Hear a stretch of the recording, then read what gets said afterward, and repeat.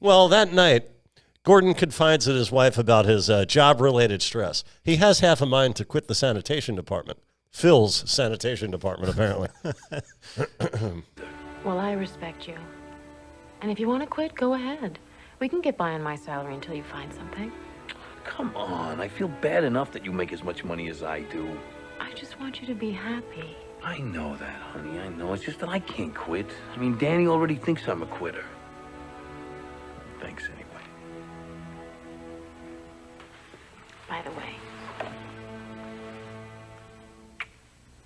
I make more than you do. Yeah, she's a nurse, by the way. Okay, yeah. Yeah, that was the first time any wife ever said to her husband, don't worry, I'll still respect you if you're not in the sanitation department anymore. Gee, Chris, when the obvious plot point occurs and Gorman's income skyrockets, I'm sure his wife will be satisfied with the changes it brings to their lives. You would think so. Sure. Yeah. Well, the next day, that marketing director we saw standing with the owner in the landfill, she heads back to the landfill and introduces herself to Gorman. She explains she saw him kicking the water jugs, and she has a football with her and asks Gorman to kick it. He kicks it well, and he kicks it far. She's satisfied, which leads to this phone call. Marie, I'm gonna be a little late for dinner tonight. You're not gonna believe this. I have a tryout with the Philadelphia Eagles. If you want to go out with the boys, just ask. No, listen, I mean it, I'm not kidding. They want me to try out as their kicker. I'm at their practice field right now. I have a tryout with the Philadelphia Eagles. What? Well, he wants to be clear that he's talking about the team. He's not about to jam with Don Henley and Joe Walsh. I don't like dialogue like that. No one talks that way. If this were real, he would have said, hey, I have a tryout with the Eagles. Can you believe this?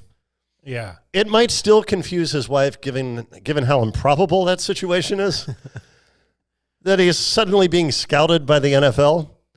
But she would have understood the words, and so would we as the audience. But then again, Chris, in football, people like using unnecessary words. And I'd like to take a moment here to air a grievance I've had for many years regarding football announcers. Okay.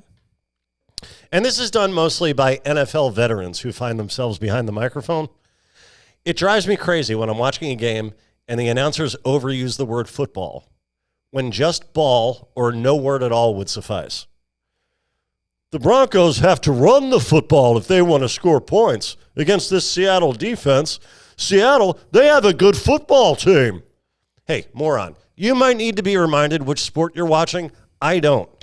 It marks them as dumb, and I have a theory about how announcers got into this habit, Chris. Okay. All the ex-players who end up in the announcing booth, they watched other ex-players doing color commentary when they were young fans, and those ex-players spoke that way because they, in turn, grew up watching other ex-players call the games who also spoke that way, and so on and so forth, back to the days when the guys in the broadcast booth, they were ex-athletes who played before there were helmets. They're emulating people who had suffered massive brain trauma.